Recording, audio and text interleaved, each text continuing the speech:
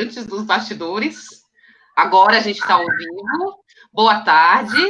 É um prazer estar aqui com essa turma super legal. Meu nome é Alice, eu sou jornalista, sou mãe. Estava contando para eles, sou mãe de uma pré-adolescente, vai fazer 13 anos, que está isolada no quarto. Mas sou empreendedora também há 15 anos, estou aí navegando nessa área aí de mães empreendedoras, faço muita mentoria, então conheço a realidade e vivencio na pele essa realidade de empreender e cuidar de casa, família, filho, tudo ao mesmo tempo agora. E a Rede Mulher deu essa oportunidade para a gente reunir um time super bacana para a gente falar sobre esse assunto, né? Como é que lidar com família, com trabalho, com empreendedorismo na quarentena. Então, eu vou começar, não vou apresentar, vocês que vão se apresentar, tá bom? Vamos começar, vou usar a ordem aqui do vídeo, não sei se é a mesma ordem que vocês estão, mas Paula está falando lá de Belo Horizonte, né? Isso. Então, se apresenta, por favor. Sou a Paula, sou terapeuta ocupacional, sou mãe da Alice, agora de 7 meses, uma recém-mãe. Eu tenho uma loja de estímulos cognitivos, são jogos, todo um recurso para auxiliar profissionais da saúde, da educação. E a gente tem essa loja virtual há 4 anos, mas além disso eu atendo também como terapeuta ocupacional, desenvolvimento infantil, trabalho com inclusão escolar. Então eu gosto, né, de toda essa parte da infância e empreender com a loja, né, é o carro-chefe nesse momento. E com uma filhinha pequena, né, que exige bastante. Sim, é o colo o tempo todo. A gente estava até pensando de onde estão nossos filhos agora. Ela está ali com o pai dela, mas ela participa super das videoconferências, porque é amamentando, é tudo junto. Ela quiser participar, pode... Legal, vamos lá. Leandro é aí, fundador da Fodere, né? Conta pra gente, vai. Isso aí. Boa tarde a todo mundo, prazer em conhecê-los e conhecê-las. Meu nome é Leandro, sou pai afetivo do Vini, então não sou pai biológico, conheci o Vini com 3 anos e hoje ele tem 12, então meu filho também é pré-adolescente, está isolado dentro do isolamento, sabe? É engraçado. E sou fundador da Forded. A Forded existe há 4 anos e a gente inicialmente falava exclusivamente sobre paternidade, e não tem como falar de paternidade sem falar de masculinidade também. Então hoje são as 2 pautas que a gente trabalha diariamente no nosso trabalho. Bacana, vamos lá. Juliana Martins. Meu microfone tá funcionando aí certinho? Então, beleza. Bom, eu sou a Juliana, eu tenho 25 anos, eu sou fundadora da Fico com a Cria. A Fico com a Cria é uma rede que promove a capacitação, né, e a inserção de mulheres no mercado de trabalho, e na outra ponta a gente conecta essas mulheres com mães que precisam do serviço de babá. Eu sou mãe da Bia, né, de 6 anos, e estou aqui aprendendo muito a cada dia a ser mãe, ser empreendedora, a ser mulher, a ser tudo ao mesmo tempo, né? E é isso. E tá dando conta, Juliana? Eu tô satisfeita, assim, com o que eu tô conseguindo fazer, mas tem muita terapia por trás envolvida. Legal, vamos falar melhor disso. E aí, vamos terminar a rodada. Ismael, por favor. Oi, tudo bem, gente? Obrigado pelo convite, estou feliz de estar aqui. Eu sou Ismael dos Anjos, também estou no time de mineiros dessa live, mas sou expatriado em São Paulo já há 10 anos. Eu sou pai do Francisco, de 6 anos, e eu estudo sobre masculinidades, além de ser jornalista e fotógrafo. Faço parte do coletivo Balaio de Pais, então, e tem 7 anos já que eu sou freelancer, tanto como comunicador, como fotógrafo. Então, equilibrar família com trabalho dentro de casa já tem sido uma experiência há alguns anos. Espero que eu possa ajudar. Já está acostumado, né, com essa realidade de trabalhar home office, não é uma novidade, né? É engraçado que nada me preparou para esse tipo de coisa, porque antes tinha aquele horário que ia para a escola ali, que era super produtivo. Saber que você tinha umas 3 horas que não ia estar em casa, e agora muda, né? Então, mas legal. Digo que eu tive um bom estágio nesses 7 anos para agora. Legal. Gente, antes da gente começar, a gente já fez a inscrição e as pessoas mandaram um monte de perguntas. Agora eu estou vendo aqui no chat, tem gente do Nordeste, tem gente daqui de São Paulo, tem gente né, de Minas, do Sul. Então, assim, um prazer, né? Tá todo mundo aqui. Vocês podem mandar perguntas, a gente vai tentar fazer também ao vivo. E eu acho que é muito bacana a gente estar reunindo para falar não só de maternidade, mas também de paternidade, né? Mães e pais aí participando, eu acho que isso é uma virada super importante. A gente teve no Fórum das Mulheres Empreendedoras do ano passado um painel sobre paternidade, que foi assim um dos painéis mais bem vistos e comentados, né, falando sobre essa importância. Então, meninos, vocês são muito bem-vindos, a gente realmente tem que discutir esse assunto junto, né, falar de filho sem falar com pai e mãe não dá certo, né? Então, tá aí um grupo heterogêneo, com experiências diferentes, e aí eu queria começar, né, perguntando, fazendo uma rodada aí, perguntando para todo mundo como é que é empreender com o filho do lado. Quem quer começar?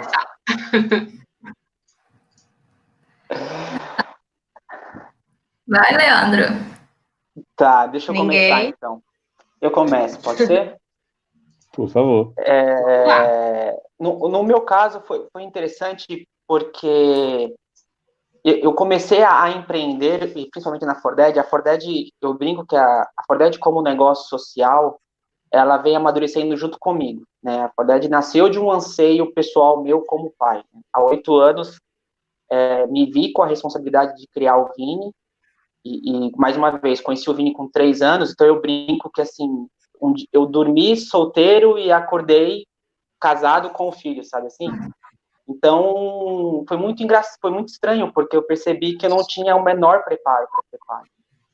Então, das angústias pessoais nasceu a necessidade de formar a Forded. Então, empreender, para mim, não é só empreender para negócios, assim, foi um empreendimento pessoal, uma reforma íntima mesmo. Assim. E é um desafio, né? Assim, eu acho que empreender num negócio e criar uma criança, seja você pai ou mãe, e eu acho que vocês podem questionar, criticar ou concordar, assim, mas para mim é um aprendizado conjunto, né? Assim, a gente aprende ensinando, ensina aprendendo, né? A querida frase do Paulo Freire, para mim nunca fez tanto sentido quando você é pai, sabe? Quando você é mãe. Você não sabe tudo, você aprende literalmente junto com seu filho e com sua criança. E quando você empreende, é mais ou menos isso também. Você se prepara, você se capacita, mas é só quando as coisas estão rodando e literalmente acontecendo, você vai aparando as arestas. Então, para mim, empreender, e uma outra coisa importante também, empreender e criar uma criança me fez também esbarrar na minha masculinidade tóxica, sabe? Uhum. Naquela questão de, poxa, agora eu já estou fazendo o meu papel de pai, já trazendo dinheiro para casa. Só que aquilo eu vi que não estava fazendo sentido nem para mim, nem para ele, sabe? Então, começar a equilibrar. Mas, assim, a gente está falando de uma situação de um país tão desigual, né? Então, assim, já ter um pai já é um artigo de luxo, né?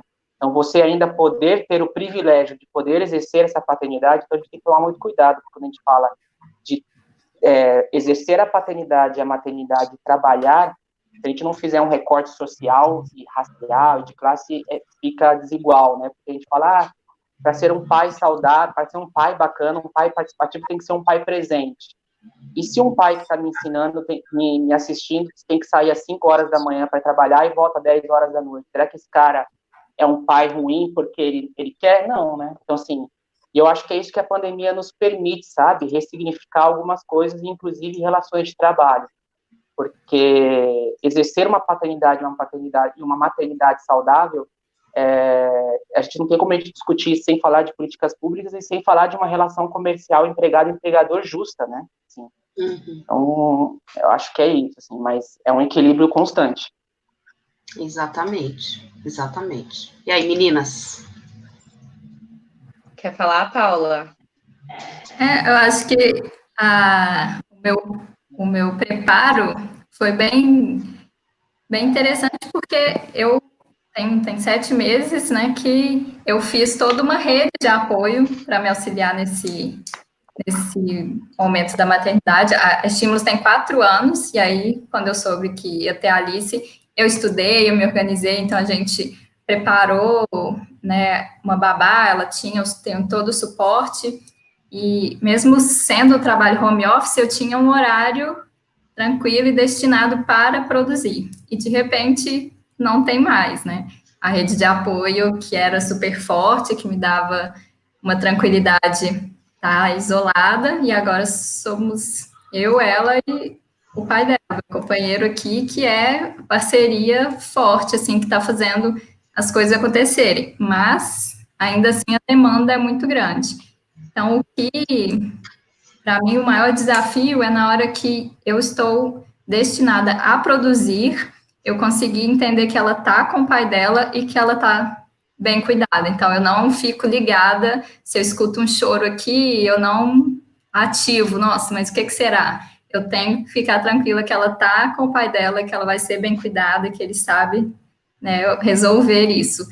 Porque senão eu acho que não faz sentido, né? Eu ficar aqui com essa carga mental ativada lá. Então, eu tenho para produzir, na hora que eu me proponho a trabalhar, eu tento fazer desse horário um horário de produção, e na hora que eu estou com ela, eu também estou inteira lá. Mas essa parceria faz toda a diferença, porque nesse momento de isolamento, não tem como a gente contar, né, com outras frentes, né? A babá dela não está vindo por questão de deslocamento né, dessa situação da pandemia. Então, a gente teve que se adaptar. Eu acho que o Ismael falou, né, eu também trabalhava home office, mas a gente teve algumas adaptações, mas entendendo que a situação tá diferente para todo mundo. Mas que eu vou trabalhar, eu penso nisso. Eu vou focar aqui para eu produzir quanto eu consigo nesse momento, e depois eu curtir com ela e fazer o que eu estiver fazendo da melhor forma. Não ficar com essa anteninha ligada o tempo inteiro, né? Porque a mãe também tem isso, né? É mãe às 24 horas. Não, tem hora que a gente tem que empreender, que tem que, né, fazer outras coisas. Então, tem que desligar a anteninha, deixa que o pai cuida, né? Ismael, e você? Já trabalhava home office, né? Você estava contando pra gente. Como é que foi, assim, essa mudança? O que alterou na rotina de vocês? Alterou, acho que o principal fato é que o Francisco não tem mais a escola. Então, ele tinha algumas atividades fora de casa, além da escola também. E a gente tinha muito esse lugar de contar com rede de apoio. Avó, ou às vezes estar na casa de um amiguinho num dia e receber um amiguinho no outro dia. E isso não é mais possível, então isso mudou bastante. Mas eu sinto que a gente, em linhas gerais, até pegando o que o Leandro falou, a gente é bem privilegiado de estar numa casa grande, por exemplo, e ter lugar para correr. Isso faz muita diferença para uma criança de 6 anos, senão ele ia estar subindo pelas paredes. Então, a minha experiência em termos de produção, de produtividade, é que tem sido muito afetada. Porque eu acho que eu tenho que mudar a minha noção do que é produzir nesse tempo, me cobrar menos e cobrar menos uns dos outros também. Eu só aprofundei algumas práticas. Por exemplo, desde que ele tinha 2 anos, eu tinha um hábito de acordar às 6 da manhã, porque aí ele ia acordar umas 8, minha esposa ia acordar umas 8, e eu tinha 2 horas de produção antes da casa acordar. O que eu tenho feito na pandemia é colocar um pouquinho mais cedo, eu acordo 5. Então, eu consigo produzir mais. Eu gosto, sem despertador eu acordo às 6, então não é um esforço muito grande. Nossa, e sem... Que hora você vai dormir, cara? Umas 11, 10, 10 e meia, mas se deixar eu durmo 9 da noite também, já sou um velho. Nossa, só assim também, cara. Mas nesse sentido eu consigo fazer o grosso da produção que demanda concentração, né? Porque como eu sou jornalista, fotógrafo, também coordenei documentários, então várias vezes são trabalhos criativos que demandam responder ou assistir algo sem interrupções, coisas do tipo. Eu faço nesse horário, de 5 da manhã, 6 da manhã até as 8. A partir daí é casa, café, limpeza, todas as outras coisas. E aí eu tento fazer um combinado com a minha parceira. Nós temos um calendário em conjunto, digital, que a gente só marca uma coisa no horário que o outro está livre. Então, se eu estou aqui agora é porque ela pôde ficar com ele agora. e, em compensação, a gente distribui as tarefas também assim. Então, se eu tenho um dia mais puxado, eu vou compensar no outro dia o que eu faço. E confiar que se ele chorar, se acontecer qualquer coisa, ele tá com a mãe, não tem ninguém melhor para ele estar nessa hora que a gente está aqui conversando e tá tudo bem. Eu acho que nesse sentido a adaptação à saúde mental tem sido mais difícil, porque eu estou tentando produzir como se isso não tivesse acontecido e, bom, está acontecendo. As autocobranças, né? Ô, Ju, e você? Lendo a sua história, é uma história muito legal. Tenta resumir um pouquinho para a gente, para as pessoas também te conhecerem melhor, assim. Você já trabalha com cuidado, né, com outras crianças, né? Sim. Na verdade, eu engravidei muito cedo, né? Eu engravidei com 18 anos, eu tô com 25, a Bia tá com 6, e o pai da Bia faleceu quando ela tinha 2 meses, né? Então, eu fui mãe nova, e eu fui mãe solo, e eu era mãe pobre, né? E ainda sou. Então, não tive muitos privilégios. Eu tive muita dificuldade para voltar para o mercado, né? Eu sempre trabalhei na área de venda, sempre falei pra caramba, nunca tive problema para arrumar trabalho na área comercial. Mas depois da Bia eu percebi ali que o mercado de trabalho ele é muito cruel com as mães, né? Porque eu não conseguia mais portas abertas. Então isso me pesou bastante. E aí, no primeiro ano da Bia eu tirei para estudar, eu pensei, bom, então eu vou fazer uma faculdade, vou aproveitar que eu não estou trabalhando e vou estudar, vou fazer desse tempo algo útil. Fui aprovada na UFMG também para terapia ocupacional, né, igual a Paula. Fui aprovada na UFRJ, consegui algumas bolsas, né, também 100% em universidades privadas, mas o curso era integral, né, todas as opções de curso que eu queria era integral, e eu fiquei num dilema de, calma aí, se eu vou estudar o dia inteiro, eu tenho que trabalhar no contraturno para pagar alguém para ficar com a minha filha enquanto eu estudo, mas quem vai ficar com ela enquanto eu trabalho? Então, não tinha como para mim estudar, né, e trabalhar a Bia. E aí eu juntei, né, que eu já recebi umas amiguinhas da Bia em casa, né, algumas mães deixavam, assim, para ir no mercado, para ir na feira, para ir numa consulta, e teve um dia que eu fiquei bem triste, né, eu já estava buscando empreender, que eu falei, bom, não consigo trabalhar, não consigo estudar, né, vou ter que fazer alguma coisa para ter renda extra, então pensei em diversas coisas, mais pelo financeiro, tipo, eu preciso ter uma renda agora, porque minha filha depende única e exclusivamente de mim, mas eu também não conseguia fazer nada de empreendedorismo, porque eu precisava aprender, né? Não tem como você montar um negócio com zero conhecimento. Então, eu queria fazer um curso do Sebrae, eu queria ir numa palestra, no workshop, não dava para levar ela, não tinha com quem deixar. Isso foi começando a me frustrar, né? E teve um dia que eu desisti de tudo, eu olhei para a Bia, para as amiguinhas dela, que eu pensei, bom, né, quer saber, eu desisto de tudo, mas eu vou ajudar outras mulheres a seguirem o sonho delas, né? Então, se eu não consigo trabalhar, se eu não consigo estudar, eu vou ajudar com que outras mães façam isso ficando com o filho delas.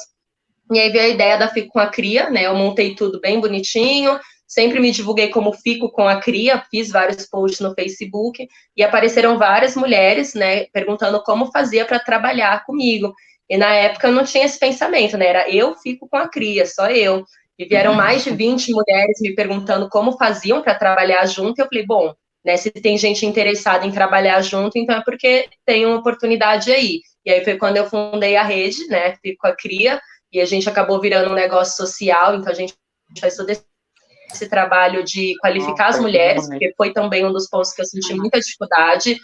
Um curso hoje de babá no Senac, por exemplo, custa uns R$800 na promoção, sabe? O valor normal é R$1.200. E uma mãe que recebe R$112 do Bolsa Família, ela não tem R$800, ela vai demorar muito para ter R$800 para pagar um curso que não garante que ela vai conseguir trabalhar. Então, hoje a gente faz esse trabalho de qualificar essas mulheres através do patrocínio de grandes empresas, insere elas no mercado de trabalho, ajudando a mãe que está lá na outra ponta também, que quer voltar vai acabar a licença maternidade, ela quer voltar a trabalhar, ou quer trabalhar home office, e precisa de alguém para ficar com os filhos dela, a gente linka aí, conecta essas duas mulheres.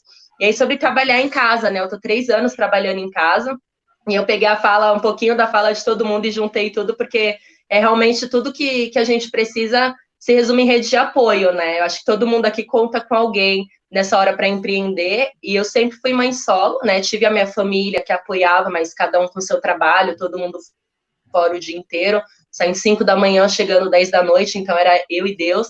E quando a Bia completou 3 anos, a Bia ganhou um pai também, né? Que foi a mesma coisa do Leandro. Isso foi um fator crucial, né? Porque através desse pai que a Bia ganhou, né? Que é o meu companheiro, eu consegui sair do trabalho fora, eu consegui iniciar minha jornada empreendendo, e ele segurava todo o trampo, né? Ele sustentava a casa e isso era primordial. Então, nunca faltou nada para minha filha. Eu só tive essa oportunidade de empreender, porque eu tive essa pessoa, né? Tenho essa pessoa ainda do meu lado. Mas era o pai que, assim, ele precisava estar fora o dia inteiro, né? Ele trabalhava 12 horas por dia, então a casa ficava aquela coisa, e era só eu com a Bia numa cidade que eu não conhecia ninguém. Eu mudei, né, da casa dos meus pais, fui morar com ele. Eu não tinha rede de apoio lá, então era eu e a Bia o dia inteiro em 2 cômodos com ela, querendo atenção e chorando, ainda pequenininha, e eu tentando botar um negócio de pé e tentando aprender a botar um negócio de pé. Então foi muita coisa que aconteceu.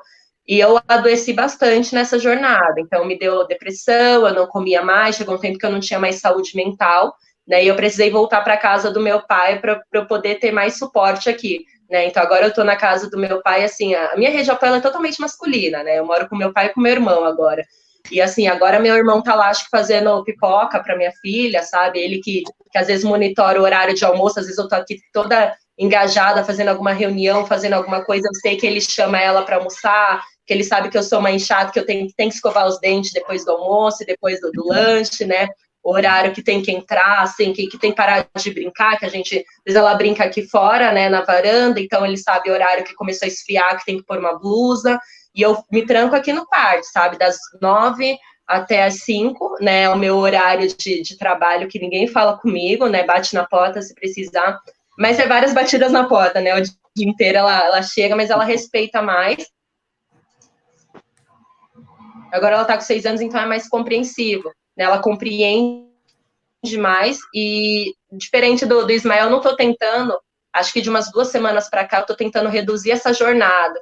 Eu ouvi um podcast da Mamilos, né? Crianças e quarentena, e isso me tocou bastante, que fala que a gente está em quarentena e tem que fazer a mesma coisa, a mesma jornada de quando trabalha fora, fazer 8 horas de jornada com criança em casa, com todas as demandas, e não dá, né? E eu comecei a desencanar disso, e agora, assim, às vezes dá 11h30, eu falo, vou começar a trabalhar agora, e o que eu faria nessas outras horas, eu vou fazer nesse tempo que eu tenho. E eu tô tentando e tá fluindo, sabe? Passo mais tempo com ela, passo mais tempo comigo, e tô mais saudável assim, mas só quando eu diminuí essa jornada, eu tentei me cobrar menos, é que começou, isso faz 2 semanas só. Então que eu senti que eu tô me sentindo melhor, e ela também não tá tão pesado mais para ela, porque mesmo estando perto, é muito tempo que eu passo longe dela, se eu ficar todo esse tempo sem olhar no olho dela e sem ter um contato maior.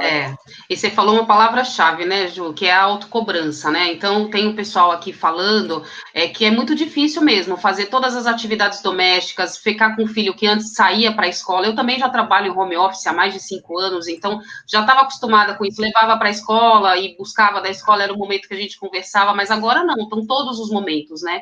Então, como é que a gente se cobra para ter a mesma produtividade, para o filho ter as mesmas atividades, né? Como o Ismael falou, ele pode correr em casa, ainda bem que a casa é grande, porque quando está num apartamento pequeno não consegue.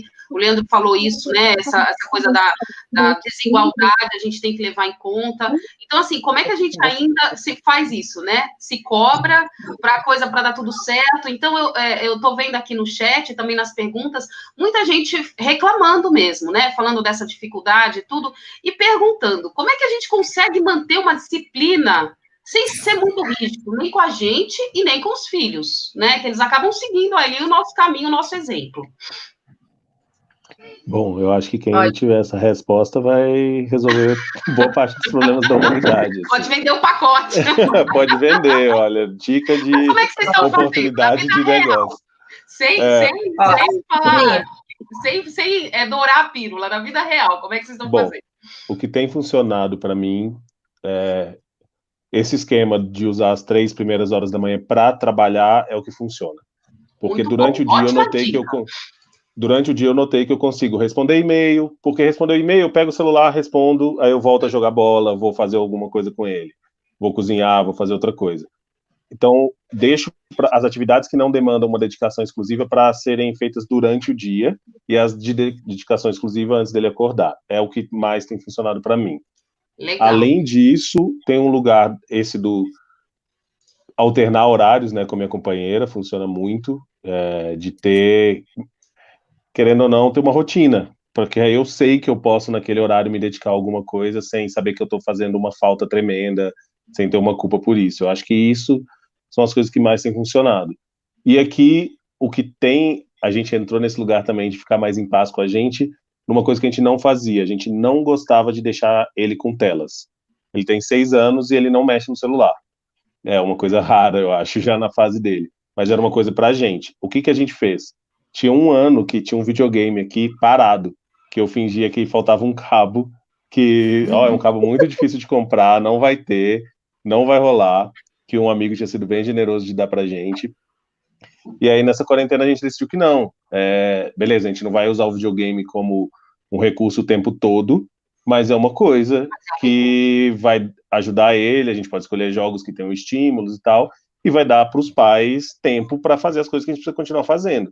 Então, a gente criou uma rotina para ele também. Então, você tem direito a 1 hora de manhã, 1 hora à tarde, e ele sabe dessa 1 hora, ele olha no relógio, desliga sozinho quando as coisas, quando já deu, e isso deu uma paz também.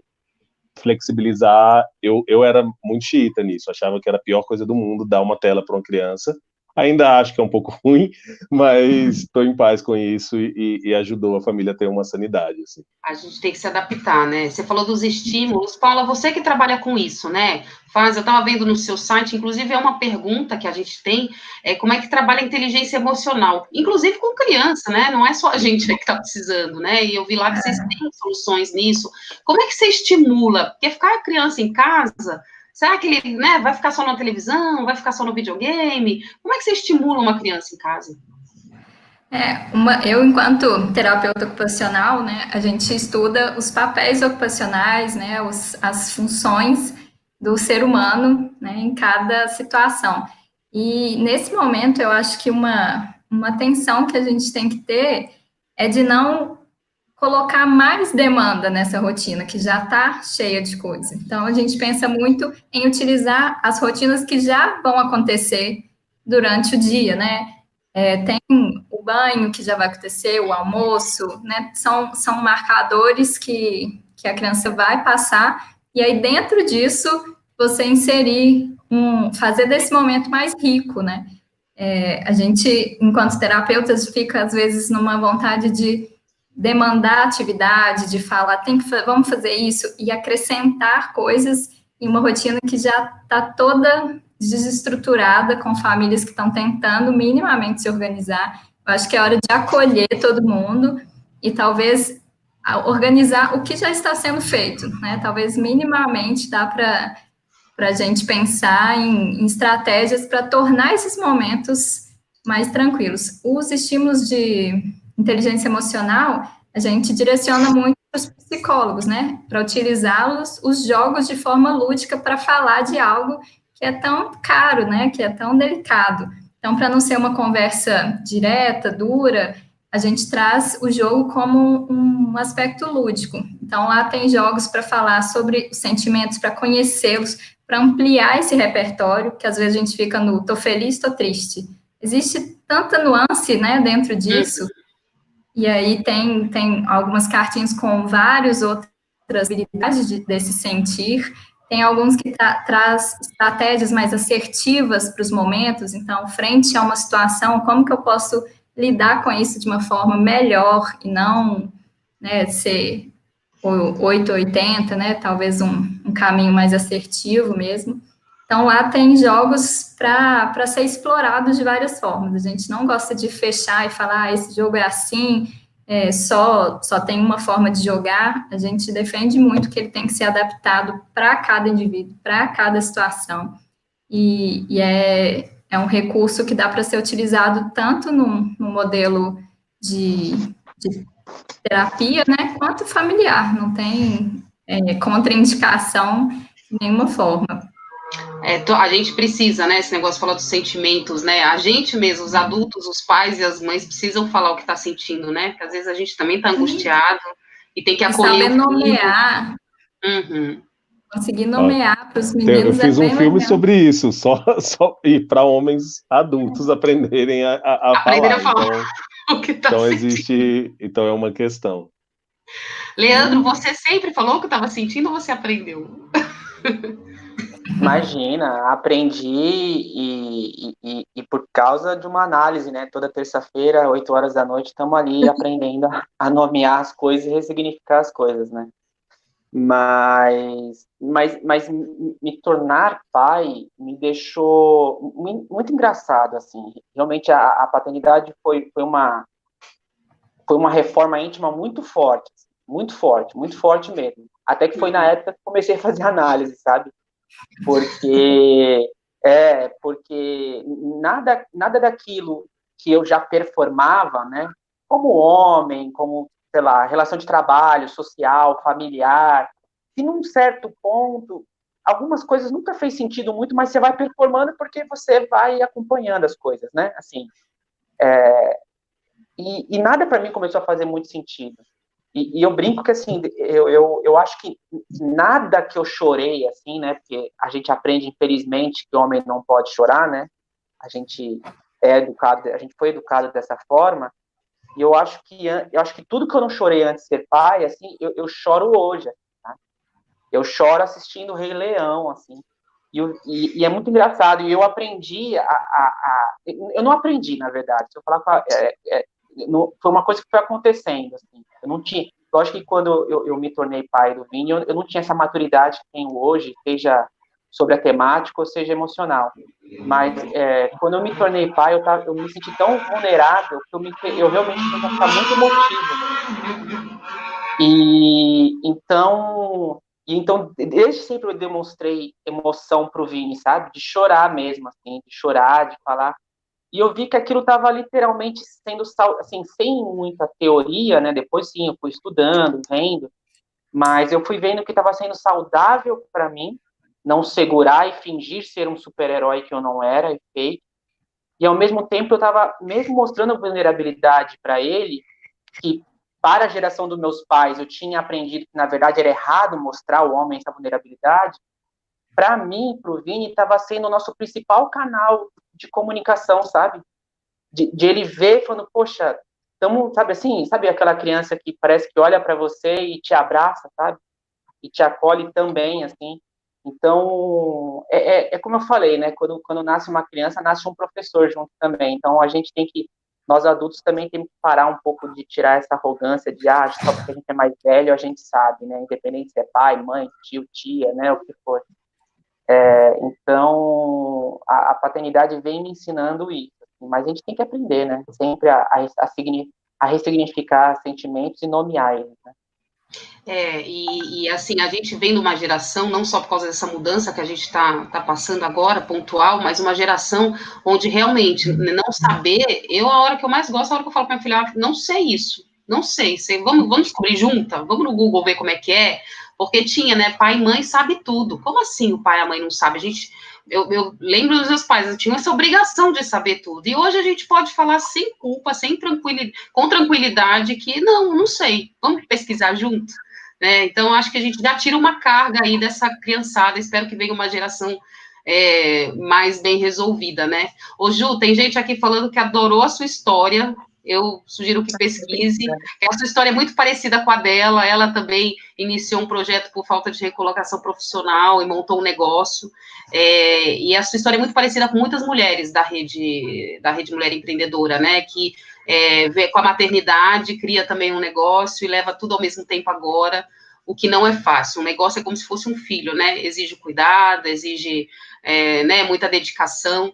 Então, assim, a sua história é inspiradora e está inspirando bastante gente. Isso é muito legal.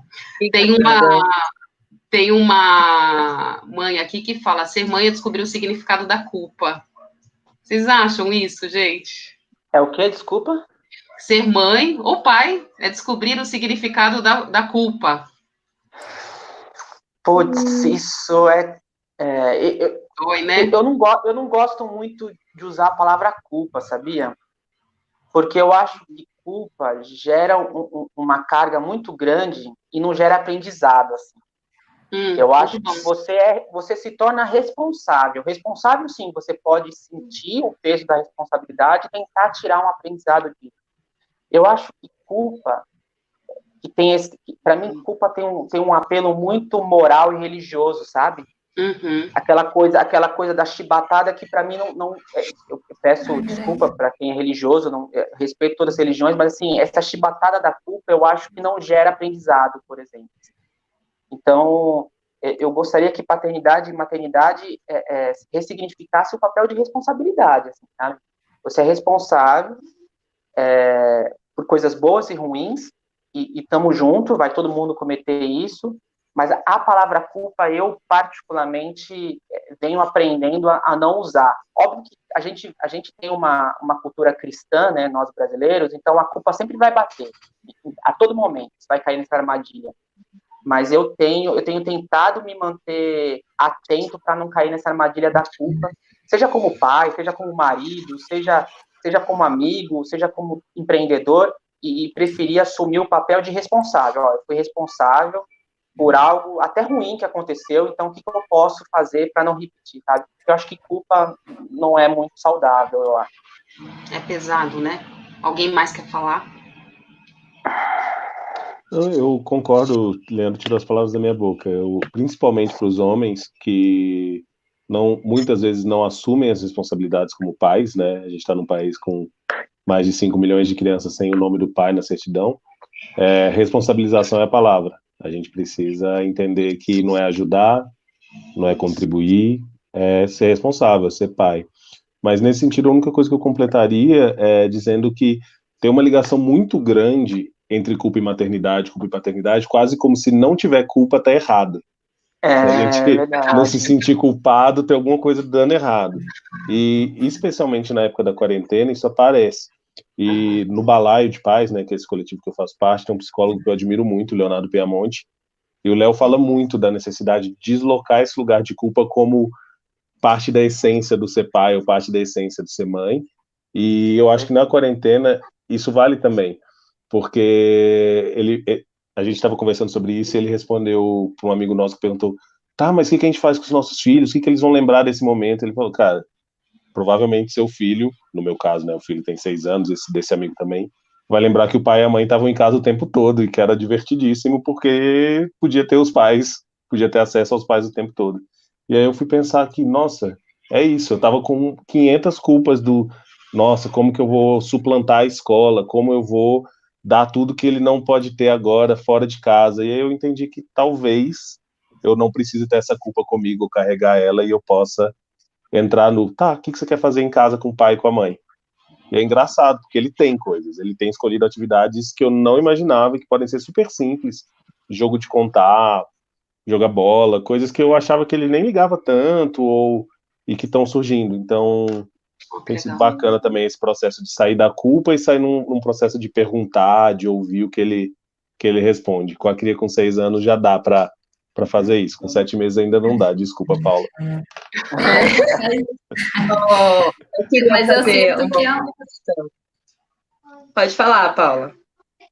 É porque nesses 7 meses, né, vem várias pressões sociais mesmo, várias falas que a culpa é da mãe, tem vários clichês aí, e eu acho que um processo que eu fiz e que me libertou um pouco, né, desse lugar da culpa foi estudar. A informação, eu acho que liberta muito as mulheres desse lugar de achar que elas são culpadas por muitas coisas que às vezes não são. E aí a gente pode somente se responsabilizar, porque somos sim responsáveis, é uma responsabilidade imensa cuidar de outro ser humano, mas tem muitas culpas aí que eu acho que a gente, enquanto sociedade, a gente precisa limpar e tirar essa carga dessa maternidade, principalmente, da paternidade também, porque não é esse o fluxo, né?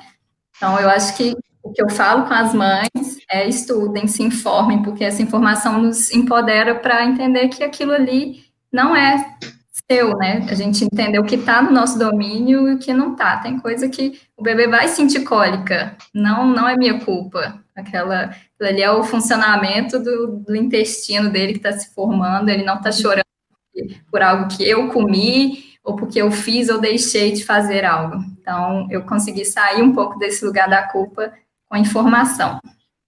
É muito bom. E outro dia eu tava lendo um livro, nem acabei de ler, mas fica a dica aí, chama Autocompaixão. Não sei se alguém de vocês conhece. Porque esse negócio da culpa e tal, e fala muito de você observar os seus sentimentos. Você ser o observador de si mesmo, né? E a gente tem mania de, quando vai falar com um amigo, com um irmão, com um primo, fala assim, não, mas você não precisa se sentir assim, culpado. Mas quando a gente está falando com a gente mesmo, a gente, né, o chicote batendo, né, se maltrata mesmo. Então, assim, esse negócio de ter a compaixão com você mesmo. E você só consegue ter compaixão com você mesmo quando você está observando o que você está sentindo. Porque às vezes a culpa é sublimada, né? Você está o tempo inteiro sentindo ela, você nem percebe que você está sentindo. E ela está lá, te chicoteando. Então, assim, a gente se observar o tempo inteiro é um exercício muito interessante que eu tenho feito e tem funcionado. Porque eu também já batalhei muito aí nessa arena da culpa. Ju, você. Então, eu tenho ainda, né, muito costume de perguntar para a Bia, né, como ela se sente em relação a mim, porque eu ainda me sinto muito insegura, tipo, eu tô muito ausente, eu tô trabalhando muito, eu não tô tendo um tempo de qualidade, eu não tô fazendo coisas legais, e aí vira e mexe, ela fala para mim que eu sou ótima, sabe, que eu sou uma ótima mãe, que eu sou muito legal. E aí, às vezes eu falo assim, ai, filha, hoje eu quase não fiquei com você, né? E eu vejo que ela não tá falando para me consolar, mas porque ela fala que ela sente. Eu falo, não, mamãe, você ficou bastante tempo comigo. E aí, na minha cabeça, assim, eu penso, nossa, eu fiquei 20 minutos com a minha filha, né? De um dia de 24 horas, eu fiquei 20 minutos com a minha filha. E na cabeça dela, ela fala, não, você ficou bastante tempo comigo, porque para ela aquele tempo valeu muito. E aí, isso me tira um pouco a culpa que eu falo, às vezes, para mim, a sensação é de que eu tinha que passar 2 horas com ela, para eu não me sentir culpada, no mínimo, porque eu penso, o dia tem 24 horas e eu passei 20 minutos com a minha filha.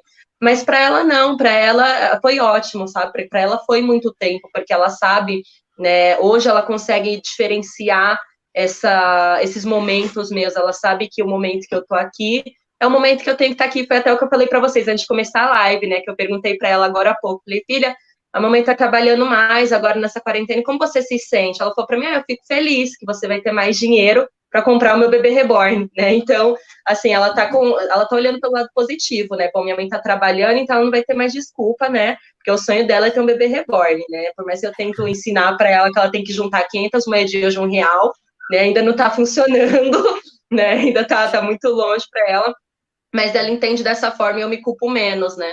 Eu tinha muito essa sensação de culpa, de que, tanto porque eu fui mãe e pai muito tempo, né? E ainda sou, né? Querendo ou não, sempre pesa um pouco mais para mãe, pelo menos para muito ser mãe, mas agora não. Agora eu tenho uma rede de apoio, né? Que me ajuda muito. Minha rede de apoio é totalmente masculina, né? Eu tenho o pai da Bia, né? O pai de afeto da Bia, eu tenho meu irmão e eu tenho meu pai. E aí veio uma pergunta que eu sou super curiosa, né? E não sei se eu já posso responder essa pergunta de uma moça que foi, né? Se você quiser fazer a pergunta, como você está intermediando, Alice, só para poder responder. Por favor. A pergunta é, Juliana, com a ressignificação do homem sem o rótulo e a masculinidade tóxica, você acha que homens poderiam ser babás?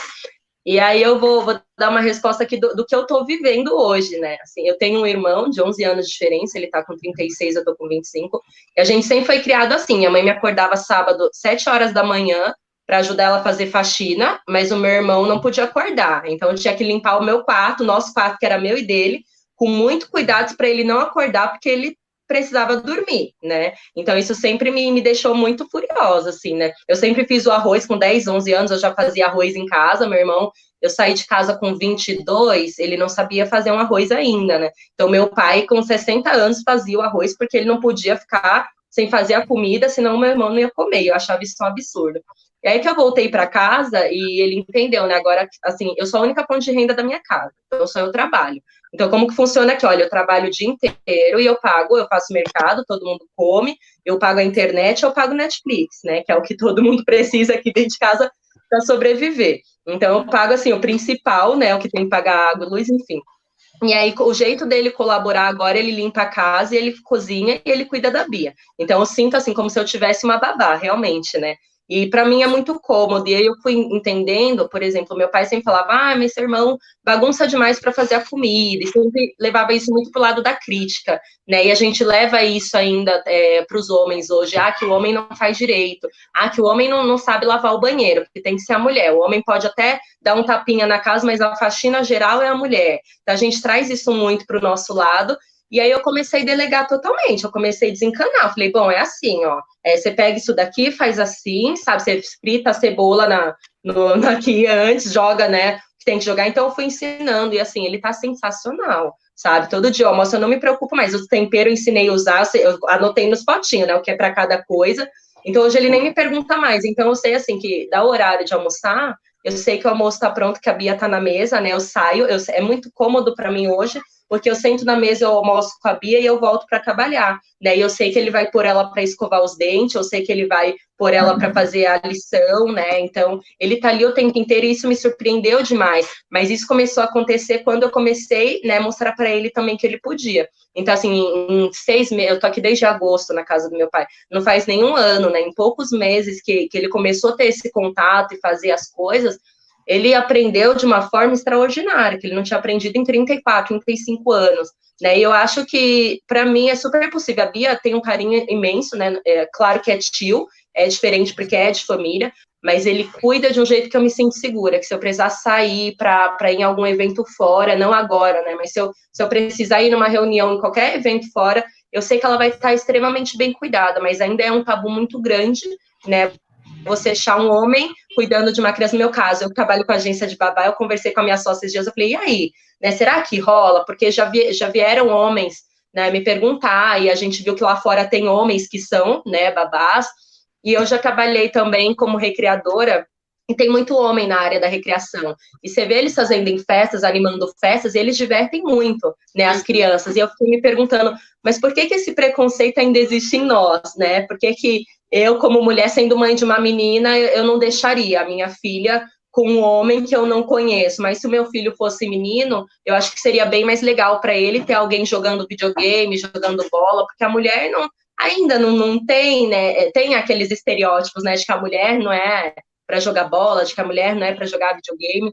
Então, eu acho que futuramente, talvez num futuro não tão distante, vai haver, sim, essas possibilidades, mas é o que a gente tem que trabalhar não só em nós, né, mas na sociedade inteira, de começar a enxergar o homem como capaz, né, de cuidar de uma criança, e não só o cara que vai jogar bola com o menino e que vai fazer, né, só a parte divertida, mas fazer as responsabilidades também. Como agência, como colocar um homem para ser a babá, né, eu não sei ainda como que seria, porque acho que é coisa que eu tenho que desconstruir em mim primeiro, né, mas eu acho que, assim, tendo a experiência, tendo meu irmão como exemplo, hoje eu olho e falo, nossa, ele tá pronto para ser marido, para ser pai, né, ele tá pronto para ter uma vida, né, sozinho, agora ele já pode, se ele quiser sair de casa, agora ele já tá pronto, e antes eu não achava, Legal. eu pensava, meu Deus do céu, se esse Então, homem quer dizer, homem pode ser babá. Homem pode ser babá. Vocês concordam, meninos? Vocês seriam? Eu acho que a gente está no caminho. Eu acho que os homens ainda precisam ganhar essa confiança. Essa desconfiança vem de muitos anos. Então é normal que a gente olhe para os homens e falem: não me sinto seguro, não sei se vai fazer, não sei se vai fazer do jeito certo. Eu acho que é um processo lento de mudança. Fico feliz demais de saber que tem mais homens em mudança, tem mais homens prestando atenção nisso. Eu conheço alguns homens que são doula, por exemplo, então, que é normalmente um lugar que é bem feminino. Então, eu acho que tem gente que está indo por esse lugar. Durante muito tempo, os homens não foram ensinados a cuidar. Para a noção de cuidado para os homens era muito ligada à proteção. É falar que não ia acontecer alguma coisa na casa, quando cuidar, na verdade, tem 3 pilares. Cuidar de si, cuidar do outro e cuidar do ambiente ao redor. Para as mulheres é compulsório, desde como se arrumar, desde cuidar da casa, como a Juliana estava falando, desde cuidar de si, ou na hora de brincar, mamãe, filhinha, professor e aluno, são brincadeiras de cuidado. Para os meninos, normalmente são brincadeiras de competição, são outros lugares. Então, por isso é estranho a gente ouvir falar que um homem de 30 anos está aprendendo a se cuidar agora, mas infelizmente faz parte de boa parte das construções que a gente tem sociais. Então, eu vejo como uma possibilidade, fico feliz demais, torço para que aconteça, mas eu acho que a gente ainda está um pouco distante de que isso seja algo massivo. Acho que ainda vamos caminhando aos poucos para que isso se torne uma realidade para mais gente. Mas eu fico feliz demais, assim, eu particularmente, se as profissões de cuidado fossem uma possibilidade quando eu estava me formando, talvez eu tivesse feito escolhas diferentes da minha vida. Eu me sinto muito mais realizado num lugar de cuidado do que num lugar de autoridade, por exemplo, que não funciona muito para mim. É uma construção social que acho que todo mundo vai ter que desconstruir, né? Porque biologicamente não tem nada, né, que impeça o homem desse papel de cuidado. Então, assim, o que a gente coloca como significado e significante da palavra cuidado é realmente uma construção social. Né? Eu gosto muito de uma frase do Winnicott, que ele fala que cuidar não é só proteger, cuidar é fazer com que as pessoas existam. Então, assim, até ressignificar a palavra cuidado é interessante, né? Então eu acho, e também a palavra cuidado tem muito, a gente também pode pensar muito na relação de trabalho, né? Então, por exemplo, tem muitos homens em cargos intelectuais na universidade, mas você não vê homens, por exemplo, no ensino público infantil, que só tem ligação com cuidado, sabe? Então, eu acho que é uma construção social e também não acho, concordo com o Ismael, acho que vai demorar ainda a ganhar uma massa, mas eu, com muito carinho e com muito otimismo, acredito que, de forma orgânica, a gente tem conseguido incluir cada vez mais homens nesse papel de cuidado, assim. E eu compartilho muito com o Ismael, assim. Eu me sinto hoje muito mais à vontade e realizado, né? Muito mais em papéis de cuidados, em papéis que antigamente, quando eu era criança, não era disponível para mim, sabe? Não existia essa disponibilidade. A boa notícia nesse sentido, inclusive, é que esse lugar do homem que só protege não funciona mais, inclusive nas empresas. Quando a gente pensa em perfis de liderança, supostamente o cara que protege todo mundo, ou que bate na mesa, que grita, era aceito há 10, 20, 30 anos atrás, e hoje é assédio moral. Hoje, quando a gente vai falar de paradigmas de liderança, eu faço muito treinamentos em empresa, a gente fala muito da figura do líder que cuida. Como que o cara vai ser um líder que cuida na empresa se ele não consegue ser um líder que cuida de si ou que cuida da família? Então eu acho que o próprio mercado está pedindo um homem diferente e eu espero que os homens consigam se adaptar e formarmos homens melhores, né? É o que eu tento fazer aqui com o que vocês estão o tentando pequeno. fazer, né? Eu tenho aqui uma questão que me pediram para fazer mais de uma vez, então eu acho bem bacana. A Valéria, ela está pedindo, se vocês acreditam que agora que vocês estão mais presentes aí como pais e mães, o que está surpreendendo nessa relação tão mais intensa e próxima que está acontecendo agora, né? É isso mesmo, a pergunta é a mesma. Então, assim, eu vou até falar um pouco da minha experiência, né? Eu tenho uma filha que vai fazer 13 anos no mês que vem, e eu levava ela na escola, conversava com ela, só que agora eu virei cozinheira, e eu não sabia que eu era cozinheira. E ela é minha ajudante oficial, sabe mexer com faca, sabe cortar as coisas, então, assim, virou um momento muito especial e de muito próximo entre nós duas, que era totalmente fora da imaginação antes de ter essa pandemia, essa quarentena, né? Então, eu queria que vocês contassem um pouco desses momentos aí de proximidade intensa, como é que vocês estão fazendo, o que isso está revelando para vocês nessa relação com os filhos? Bom, para mim não mudou muito, né? Porque sempre foi eu e a Bia, a gente sempre foi muito próxima, ela dorme comigo até hoje. Então a gente tá, assim, 24 horas juntas, menos no horário que eu tô trabalhando, mas às vezes, assim, ela já entrou aqui umas 3 vezes, que eu acho que vocês perceberam. Para mim não mudou muita coisa, a gente é muito próxima, né? A gente é muito amiga, então o que muda é que eu senti que ela tá bem mais sentimental e ela não sabe ainda expressar os sentimentos dela. Então o que eu comecei a aprender agora é entender que quando ela fala, por exemplo, eu não sei fazer isso aqui, uma coisa muito simples, eu não sei colocar a calça, né? Eu não tenho que ficar nervosa e falar, você sabe sim, coloca isso daí agora e para de mãe e vamos logo, né? Eu não tenho que me posicionar desse jeito. É tentar entender, por que ela não quer colocar a calça? Será que ela está sentindo cuidado meu? Será que ela quer que eu coloque a calça para ela? Então, eu tento me educar dessa forma quando eu vejo que ela está se comportando de um jeito que ela não se comportava antes. Então, agora que a gente está nesse momento de pandemia, ela tá se expressando de uns modos que é o jeito que ela sabe se expressar, né? Então, chorar bastante, é falar que não quer ser minha amiga nunca mais, é acontecer mesmo quando eu nem sei o que está acontecendo. Então, o que mudou para mim é que agora eu tenho muito mais que aprender a entender como ela se expressa, né? Como que eu lido com os sentimentos dela e como que eu tento entender, né? Fazer ela falar se tem algo deixando ela triste, se tem algo deixando ela brava, o que eu posso fazer, se ela quer conversar. Acho que para mim o que mudou foi isso, que agora eu consigo olhar mais para ela com mais sensibilidade, assim, de que, não, ela não está fazendo manha, ela não está fingindo que não sabe, porque, enfim, porque ela quer fingir que não sabe. Tem alguma coisa por trás disso, né, dessa atitude dela, e eu tenho que descobrir. Então, eu comecei a ter esse olhar mais sensível, né, e isso tem me ajudado bastante. Muito bacana, muito bacana. Eu acho que o que mais me surpreende, talvez não seja nenhuma surpresa, porque era algo que eu já falava muito, ouvia muito dentro do coletivo de pais, dentro do balé de pais, a gente já tinha falado disso várias vezes. Leandro deve estar careca de ouvir, mas que é engraçado ver isso na prática, que a gente chama de regra do avião. No avião, quando tem uma turbulência, a gente ouve que tem que colocar primeiro o oxigênio na gente para depois colocar na criança.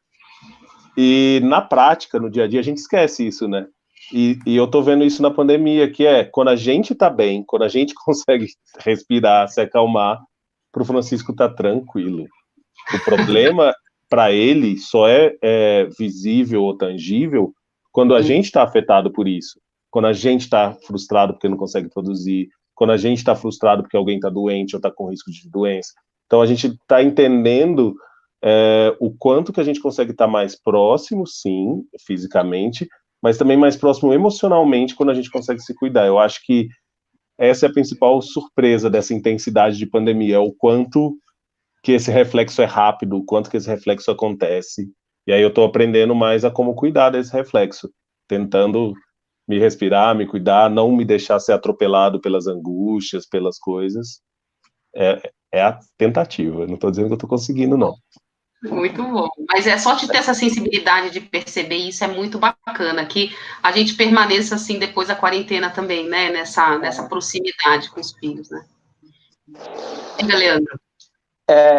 Eu e o Isma, a gente participa de um mesmo grupo de pais, né? Por isso que a gente acaba, às vezes, falando coisas parecidas, né, Isma? A gente e porque eu acho que são boas práticas. Sim. Isso que o Isma falou. Brasil inteiro. E isso que o Isma falou da simbologia do avião, para mim fez muito sentido quando eu me separei da mãe do Vini. Assim, foi quando eu percebi que o Vini só estaria bem né, com todo o trâmite da separação. Assim, não é o Vini estar bem para nós estarmos bem. Nós deveríamos estar bem na dinâmica da separação para ele estar. Na pandemia, a minha pandemia está sendo um pouco... Agora está mais tranquilo, assim, mas no início foi muito complexo para mim, porque desde que eu e o Vini entramos um na vida do outro, né, eu sempre estive mais ativo nos cuidados dele, até pela flexibilidade do meu trabalho, tudo, né, então quando eu era casado com a mãe dele tinha um trabalho mais formal, então saía de manhã, voltava à noite, então eu sempre fui, se a gente pega o conceito clássico da psicanálise, né, assim, função paterna e materna, eu sempre fiz mais a função materna até do cuidado. Então, gosto de cozinhar, sempre gostei de botar ele para dormir, assim. E agora a pandemia tem duas coisas para mim esse ano que foi novidade, além da pandemia. Primeiro, a pré-adolescência do Vinícius, que os 12 anos chegaram numa paulada só, assim, antes da pandemia. Tem gente perguntando como é que lidar com o filho adolescente. E para mim, assim, eu tive que ver que agora a forma que eu tinha que me comunicar com ele seria outra, né? E agora, com a pandemia, assim, eu e o Vini, a gente está afastado. A gente não se vê há 40 dias. Para mim é super doloroso, assim. Difícil, né? Porque eu e a mãe dele, a gente entrou num acordo que seria muito interessante eles passarem a pandemia na casa dos avós, que é uma casa, que tem quintal, tudo do que passar num apartamento no centro de São Paulo de 40 metros quadrados, né? Então, eles tiveram esse privilégio. E eu também, no início da quarentena, eu tive alguns sintomas, né? Não fiz o teste para saber o que era, se era só uma gripe ou um Covid. Então, por enquanto, a gente está mantendo esse distanciamento de proteção. Então, olha que engraçado, né? Num ano que eu já venho tentando tirar os ruídos de comunicação entre eu e um pré-adolescente, né? De tentar igualar as comunicações, os formatos, né? A forma o canal de comunicação vinha mudando e veio a pandemia. Assim. E é muito engraçado que parece que quando você tenta mais forçar a barra, parece que é quando mais dá mais ruído, né? Então, e a gente falou agora, em alguns minutos depois, em vulnerabilidade, em sentimentos, e foi quando eu conversei com o Vini, assim, via mensagem, a gente se fala diariamente, né, todos os dias, foi quando eu falei para ele, assim, que eu falei, olha, eu preciso te contar, assim, poxa, tá muito difícil manter a distância, não sei o quê, acho que a gente não tá conseguindo se falar direito, não sei o quê, foi quando ele também se permitiu a falar dos sentimentos dele também com a pandemia, com tudo isso, que tava com saudade. E aí, agora, assim, nos últimos dias, tá, tipo, fluindo a comunicação, mesmo instante, incrível, assim, sabe? De ele mandar alguma coisa que ele escutou, uma música que ele escutou e lembrou de mim, manda para mim, eu mando para ele. Então, foi fluindo novamente. Mas é como isso, assim, é um mix de pandemia com pré-adolescência. Então, tá tudo isso aqui esse ano de 2020. 2020 eu tô sentindo saudade de 2019, sabe? Assim, Ninguém com inveja desse momento. Sim, para de surpresa, a gente não aguenta mais, né? Nossa, eu já botei em stand-by 2020, na verdade. Paula, e você, com a sua pequena Alice, né, de 7 meses aí? Já é próxima demais, né? Pois é, bastante. Mas eu sempre defendi que eu gostava mais das relações de mais qualidade do que quantidade, e agora eu estou tendo que investir em quantidade e qualidade. Assim, esse está sendo o maior desafio, porque quando, né, você tem momentos específicos, você foca ali, se entrega e vai. Agora eu tenho que tentar minimamente, né, manter uma boa relação numa quantidade também muito intensa. Mas aqui é legal porque ela não tá atenta a isso que está acontecendo lá fora, mas acho que ela está curtindo muito. Eu e o pai dela é agora o universo dela. Quando chega alguém no portão, ela olha e fala, né, não sei quem é você. Ela, o mundo tá, O mundo se resume a papai e mamãe, né? ela está curtindo muito e a gente também, se deliciando. Eu, como gosto, né, de desenvolvimento infantil, fico me deliciando, coloco ela no chão e vejo ela experimentando. Hoje ela tentou engatinhar ali, ela ficou na posição de quatro. Acho lindo e é um privilégio. Eu estou entendendo como um grande privilégio estar podendo ver tudo isso de pertinho. Fiz a introdução alimentar dela, assim, com todo respeito. Então, para mim é um grande privilégio. Ainda não tenho essa troca com ela, né? Ela não sabe dizer, mas ela tá super tranquila, super de boa. Então, eu acho que tá gostando. Ela tá tudo bem. Mas é um privilégio mesmo, né? Que a gente vê tanta mãe que tem que deixar filho na creche ou com conhecido porque tem que trabalhar. Então, é legal a gente reconhecer também essas vantagens, né? E agradecer e tentar replicar isso de alguma forma, né? Passar essa mensagem. Gente, passamos o tempo.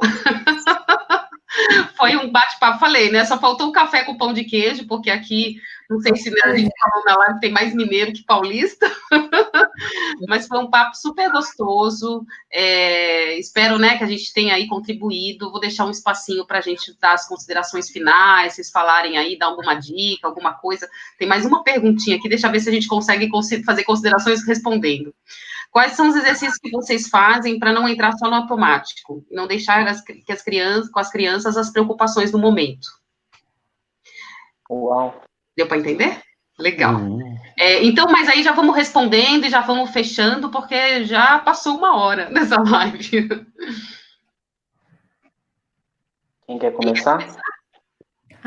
Vou começar só contando uma estratégia que eu tenho feito que funciona para mim. É que eu fiz uma lista de todos os meus afazeres e elas não têm data, não tem, né, tenho que fazer isso hoje. Mas aí eu vou olhando por prioridades e ticando, e fazer esse movimento de riscar da lista me deu uma percepção que eu estou sim fazendo muita coisa, que eu estou produzindo, porque teve no início, eu falei, não estou fazendo tudo que eu preciso, e me deu uma visão que eu estou fazendo, né, que as coisas, né, estão sendo produzidas, então fazer meu tique, eu faço com o meu marcador de texto, me deu esse acalento, assim, essa tranquilidade de que eu estou fazendo o que está dando para fazer, e com isso eu fico mais tranquila para cuidar da minha filha. Legal, legal, Paula, super obrigada. Bom, o que funciona para mim, desculpa, para mim o que isso, funciona nesse lugar de tirar do automático é uma coisa que veio junto com o crescimento do Cisco. Nos treinamentos de vieses inconscientes, normalmente a gente fala de trazer as decisões para a consciência para poder mudar alguma coisa, tirar do automático, né? Uma coisa que funciona para mim são porquês. Ele estava numa fase, já passou um pouco, de ficar perguntando por quê, por quê, por quê, por quê. E eu adotei isso para mim. Então, quando eu faço alguma coisa, eu tenho perguntado internamente por quê. E aí, se eu não tenho uma boa resposta para me convencer de por que eu estou fazendo aquilo, quer dizer que eu estou fazendo aquilo só no automático. Aí eu tento mudar e tento entender outra coisa. Então, essa acaba sendo um truque que eu uso para mim e funciona. Aquela regrinha ou aquela coisa que me deixa fora de prumo, ou me deixa mais rígido, cai por terra quando o porquê não é relevante o suficiente. Assim. E Boa. obrigado pelo convite, gente. Tchau. Super Vou ficar aqui ouvindo vocês, mas fiquei muito feliz. Vamos lá, Ju. Olha, eu ainda funciono muito no automático, tá? Porque, na verdade, eu tô tentando trazer praticidade para minha vida. Então, tudo que eu tô tentando deixar mais prático, para mim, funciona. Lógico que não em relação à Bia, né? Mas com ela eu ainda me cobro de estar muito no automático. Mas o que tem me ajudado bastante aqui, por exemplo, a gente tá... É coisa simples, tá? Coisa de casa. Mas eu tô congelando, assim, muita comida. Então, isso tem me ajudado. Mesmo que não seja eu que cozinho, fica muito mais prático no dia a dia. Eu tô congelando bastante legumes, assim. Então, o que eu compro a feira aqui é de sexta, né? Eu faço a feira, tem durado para 2 semanas. Então, tem uma sexta que eu não preciso ir na feira. Isso me ajuda muito, porque me dá um tempo muito grande depois. Coisa que eu tenho desencanado também, igual essa semana eu olhei e eu tava, gente, meu banheiro tá muito sujo, e meu banheiro tá muito sujo, e aqui ainda ninguém lava o banheiro, né, aqui o banheiro ainda é meu, e eu dava uns toques, tipo, o banheiro tá muito sujo, para ver se alguém fazia alguma coisa, não se fez sozinho. Ontem eu consegui fazer, ontem à noite eu não aguentei, na hora do banho eu já aproveitei e lavei o banheiro, mas assim, eu tenho desencanado, sabe, eu consigo passar uns 3, 4 dias assim, e respirar e falar, não, tudo bem, né, eu aguento passar por isso aqui, dá para passar um paninho. Então tem coisas que eu tenho me cobrado bem menos, porque eu ainda tenho, né, as minhas tarefas. Agora com a Bia, eu ainda sinto que eu preciso melhorar muita coisa, sabe, porque eu não consigo me desligar em vários momentos, a gente gerencia... Eu gerencio uma equipe enorme, né? Agora a gente está com uma equipe, assim, muito grande. Então, eu lido, assim, com mais de 60 pessoas todo dia, são vários grupos, e é dia e noite. E, às vezes, eu tô com ela e eu tô ali olhando no celular e eu falo, ai, meu Deus, né? E ela me cobra, ela fala, mãe, não é mais hora de trabalhar. Então, é ela que me tira do automático. É quando eu falo, bom, vou desligar o celular.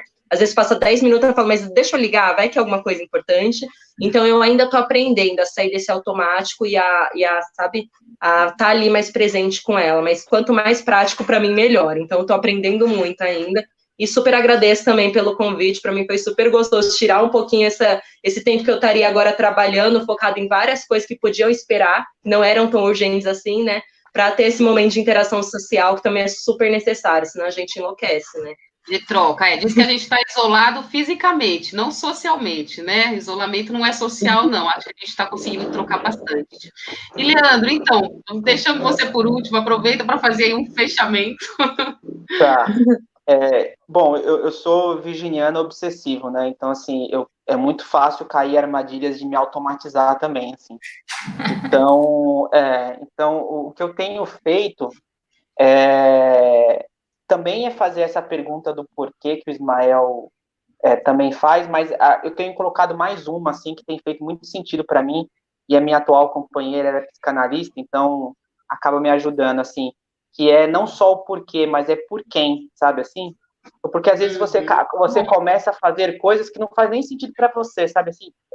Para quem você está fazendo isso, sabe? Então, isso tem me ajudado muito, assim. E então, assim, mais filosoficamente, a palavra porquê e para quem você está fazendo isso, acho que te ajuda. E o outro que para mim, assim, eu preciso de uma coisa um pouco mais concreta também, né?